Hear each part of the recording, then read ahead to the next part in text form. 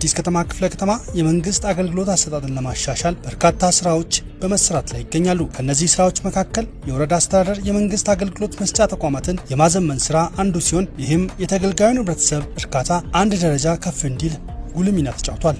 ጥቅምት ወር ላይ ነው እንግዲህ ቤት ተሰጥቶን ወደ ወረዳ 10 ሄድ ነው ማለት ነው እና ከዛ ከመጣን በኋላ ቤት እዛ ተዋዋልንና የሞት ሰርተፊኬት ያስፈልጋቸዋል ተባለን መጣን። ወዲያው ሰጡን።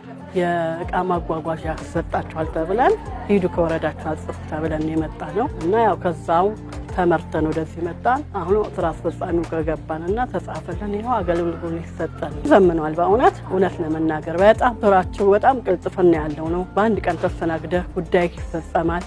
ከበፊቱ በጣም ለውጥ አለው እኔ እንዳየሁት ከሆነ ማለት ነው። ብዙ እንትን ያለ ነገር ነበረው መስተካከል የነበረበት የስታንዳርዱን የመጠበቁ ሁኔታ የመስተዳደሮች እንደገና ደግሞ የየሴክተሩ አለመለያየት ነበር። አሁን ግን ሴክተሮቹ በመንፈልገው ደረጃ በየፈለከው ቦታ ላይ ሴክተሮችን ፈልገህ እንድታገኝ ይሆናል። እንደገና ደግሞ መግቢያው ላይ በአካል ጉዳተኛ መቶ ታች ሆኖ ነበር የሚነጋገረው። አሁን ውስጥ ድረስ ለመግባት የአካል ጉዳተኛ መግቢያም ተሰርቷል። ይሄ ወረዳ ከዚህ በፊት እንደው በጣም ችግር ያለበት ወረዳ ነው። አንደኛ ሰራተኛው በሰዓቱ ገብቶ ሰው አያስተናግድም፣ የስራ ሰዓትም አያከብሩም። በቃ በጣም ህብረተሰቡ እየተጉላላ ይገኝ ነበረ። ግን አሁን ይሄ ለውጥ ከመጣ በኋላ ሰራተኛውም በሰዓቱ ይገባል፣ ህብረተሰቡም በተገቢ መንገድ ይስተናገዳል። በፊት በቤት ኪራይ ውስጥ ነበር የነበረው ወረዳው፣ ሰራተኞች በቤት ኪራይ ውስጥ ነበሩ። አሁን ይሄ ህንጻ ከተሰራ በኋላ ወደዚህ ተጠቃለው ጥሩ አገልግሎት እየሰጡ ነው ያሉት። በሰዓታቸውም ህብረተሰቡን እያገለገሉ ነው ያሉት። በእውነት በጣም ጥሩ አገልግሎት እየሰጡ ነው ያሉት። አሁን የተሰራው የአገልግሎት መስጫ ተቋማት የማዘመን ስራ ተገልጋዩን ህብረተሰብ እርካታ ከማሳደግ ባሻገር ለአገልጋዩም ጭምር ምቹ ሁኔታን ፈጥሯል። ብዙ ጽህፈት ቤቶች ለተገልጋይም ለአገልጋይም ምቹ ሁኔታ የማይፈጥር ሽንት ቤት የሌለበት በቂ የሰራተኛ ካፍቴሪያ ምቹና ለሚመጥን ካፍቴሪያ የሌለበት እንዲሁም ደግሞ ግቢው ሳቢና ማራኪ ያልሆነበት ሁኔታ ነበር ከዚህ በፊት የነበረው። በአሁኑ ሰዓት እንደምታዩት በተለይም የሲቪል ምዝገባና ነዋሪዎች አገልግሎት ጽህፈት ቤት ከዚህ በፊት ከነበረው ገጽታ 100% በሚል ደረጃ ገጽታው ተቀይሯል። በአሁኑ ሰዓት ግን እንደምታዩት ከፋይል ክፍላችን ጀምራችሁ ተገልጋይ የሚቀመጥባቸው የሚያርፍባቸው ቦታዎች፣ አገልጋዮች ደግሞ ምቹ ወንበርና ግብአቶች በተሟሉበትና ማራኪ በሆነ ጽህፈት ቤት ነው አገልግሎት እየሰጠን ያለ ነው። በዚህም ጽህፈት ቤታችን የተሻለ አፈጻጸም እንደወረዳም ይሁን ለውጥ እያሳየ ያለ ጽህፈት ቤት መሆኑን በተከታታይ በተደረጉ ሱፐርቪዥኖች፣ ግምገማዎች፣ ክትትልና ድጋፎች ማስመስከር ተችሏል። ከዚህ በፊት የቢሮ ጥበት ነበረብን፣ የማቴሪያል ችግር ነበረብን። እንደ ስራና ክህሎት ጽህፈት ቤት አንስተን ብናየው 57 ሰራተኛ ባሉበት 25 ወንበር የነበረበት ጊዜ ነበረ። አሁን ግን ሁሉም ተሟልቶ ለስራ ሁሉም ዝግጁ ነው። ማንኛውም ሰራተኛ ዝግጁ ነው። በመንግስት ስራ ሰዓት የባለ ጉዳይን ቀንም እየጠበቀ ቁጭ ብሎ ወንበሩ ላይ መስክ ሳይወጣ ለስራ ጉዳይ ወደ ቀጠና ሳይወርድ እዚሁ ቢሮ ቁጭ ብሎ የሚያገለግልበት ሁኔታዎች አሉ። ቴክኖሎጂ ተጠቃሚ የሆንን ነው። በተለይ በእኛ ኢስሚዝ የሚባል የሰራተኛ መረጃ አያያዝ እሱን አሁን ተግባራዊ አድርገን እየሰራን እንገኛለን። ሲቪል ምዝገባዎችም ያው እንደሚታወቀው መታወቂያም በቴክኖሎጂ በታገዘ ነው አገልግሎት እየተሰጠ ያለው። ስራ ክህሎቶችም እየተጠቀሙ እንዳሉ ነው የሚታወቀው።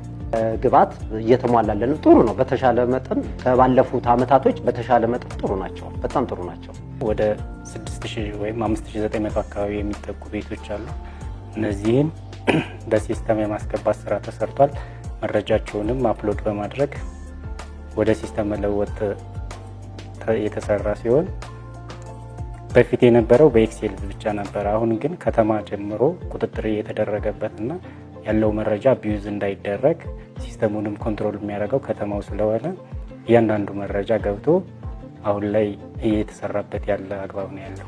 ቀደም ሲል በወረዳ የመንግስት አገልግሎት መስጫ ተቋማት ምቹ የስራ አካባቢ እምብዛም ያልነበረ ሲሆን አሁን ላይ በተሰራ ስራ ምቹ የስራ አካባቢ ከመፍጠር ባለፈ የተቀላጠፈ አገልግሎት እንዲሰጥ አስችሏል።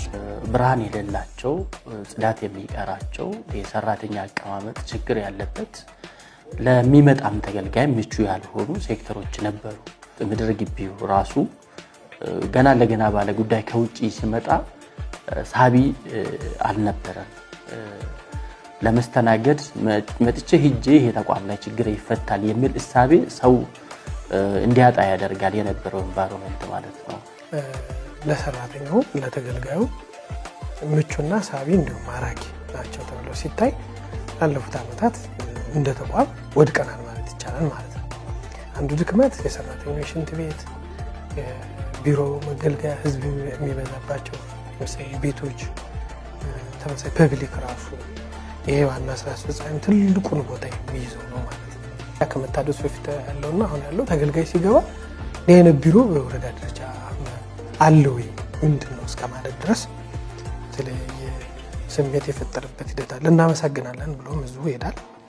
አገልግሎቱን ምቹ አድርገናል ማለት ነው።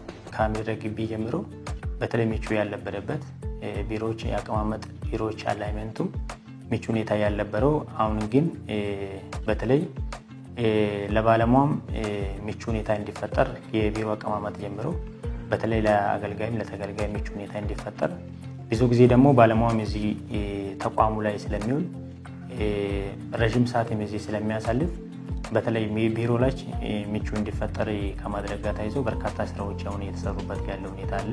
ሙሉ አንድ ህንጻ ወደ 12 ጽህፈት ቤቶችን የያዘ እየታደሰበት ሁኔታ አለ። ካረንትሊ ወደ 510 ሰራተኞች አሉ ማለት ነው።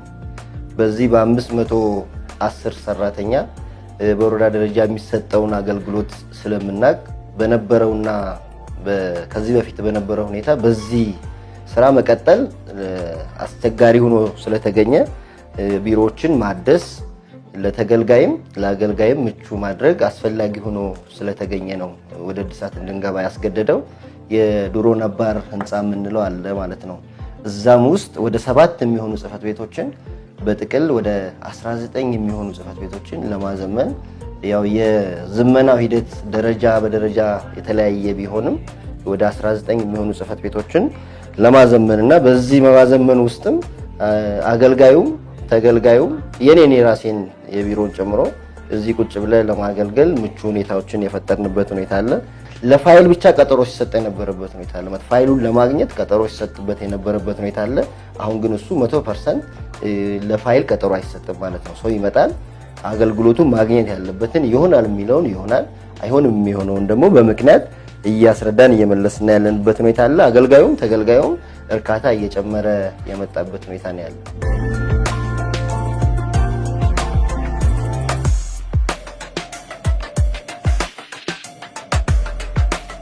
በወረዳ ደረጃ ካፒታል ፕሮጀክት የለም።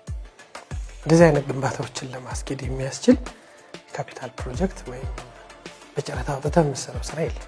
እዚህ ስራ ላይ በርከት ያሉ ባለሀብቶች በጎ ፈቃደኞች ተሳትፈዋል ነው። ሲመጡም ደስተኛ ናቸው። በርከት ያሉ ቢሮዎችና አዲስ ነው። ስለዚህ ባለሀብቱን በማሳተፍ ሰፊ ስራዎች ነው የሰራ ነው። 90% በላይ የህዝቡን አቅም በመጠቀም የተለያዩ ባለሀብቶችን ጭምር በማሳተፍ ያገኘንበት ያለው ውጤት ነው። ይሄ እንደዚህ አይነት ኢኒሺዬቲቭ ተጨማሪ ስራዎች የሚሰሩበት ያለው የመንግስት በጀት መጠቀም ሳይሆን የህዝብ ሞባይላይዝ ማድረግ አንዱ የህዝቡን አቅም መጠቀም አስፈላጊም ስለሆነ ቢሮዎች የተለያዩ ፈርኒቸሮች ድጋፍም እንዲያደርጉ ባለሀብቶች ያሳተፍንበት ያለው ሁኔታ አለ። ተጨማሪም በጉልበት የሚሰሩ ያሉ ስራዎችን ባለሙያዎችም ጭምር በራሳቸው ኢኒሺዬቲቭ በጉልበትም በእውቀትም ተሳትፎ ያደረጉበት ያለው ሁኔታዎች አሉ። ረጅም እድሜ መስጠት በሚችል መንገድ አገልግሎቱን ማስተካከል አለብን ብለን ነው እየሰራን ያለ ነው። እንግዲህ ቀጣይነቱ ላይ ሁሉም በባለቤትነት ወስዶ እየሰራ ይገኛል።